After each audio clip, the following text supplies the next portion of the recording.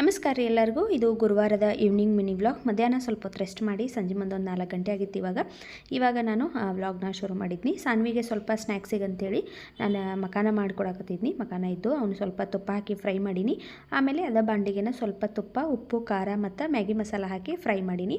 ಇದು ಹೆಲ್ದಿ ಮತ್ತು ಟೇಸ್ಟಿಯಾಗೂ ಇರ್ತೈತಿ. ಹಾಗಾಗಿ ಸ್ನ್ಯಾಕ್ಸಿಗೋಸ್ಕರ ಆಕಿಗೆ ಮಾಡಿಕೊಟ್ನಿ. ಹೋಮ್ವರ್ಕ್ ಅಂತೂ ಭಾಳ ಕೊಟ್ಟಿದ್ರಿ ಇವತ್ತು. ಹಾಗಾಗಿ ಆಕಿ ಬರ್ಕೊತ ಕೂತಿದ್ಲು. ನಾನು ಇವಾಗ ಚಹಾ ಮಾಡ್ಕೊಂಡು ನೋಡ್ರಿ, ಸ್ವಲ್ಪ ಚಹಾ ಕುಡಿದು ನಾನು ಸ್ವಲ್ಪ ಮಕಾನ ತಿಂದು ಸಂಜೆ ಕೆಲಸನ ಶುರು ಮಾಡಿರತ್ತಂತೇಳಿ ಫಸ್ಟ್ ಚಹಾ ಕುಡಿದ್ನಿ. ಆಮೇಲೆ ಸಾನ್ವಿದ ಹೋಮ್ವರ್ಕ್ ಇತ್ತಲ್ಲ, ಆಕಿಗೆ ಯಾವ್ದು ಗೊತ್ತಾಗಂಗಿಲ್ಲ, ಅದನ್ನು ಸ್ವಲ್ಪ ಹೊತ್ತು ಹಂಗೆ ಬರೀಸಿ ಇವಾಗ ನಾನು ಮನೆಯೆಲ್ಲ ಕಸ ಗುಡಿಸ್ಕೊಂಡು ಮನೆ ಕಸ ಗುಡಿಸಿ ಮುಖ ತೊಳ್ಕೊಂಡು ಬಂದು ನಾನು ರೆಡಿಯಾಗಿ ಇವಾಗ ದೇವ್ರ ಮುಂದೆ ದೀಪ ಹಚ್ಚತ್ತೀನಿ. ಹಂಗೆ ಬಾಗಲಾಗೂ ದೀಪ ಹಚ್ಚತ್ತೇನೆ ನೋಡ್ರಿ. ಕಾರ್ತಿಕ್ ಮಾಸ ಆಗಿರೋದ್ರಿಂದ ಒಂದು ತಿಂಗಳು ಪೂರ್ತಿ ಬಾಗಲಾಗ ದೀಪ ಹಚ್ಚಬೇಕಲ್ಲ, ಹಾಗಾಗಿ ನಾನು ಹೊರಗಡೆನೂ ದೀಪ ಹಚ್ಚಿರ್ತೇನೆ.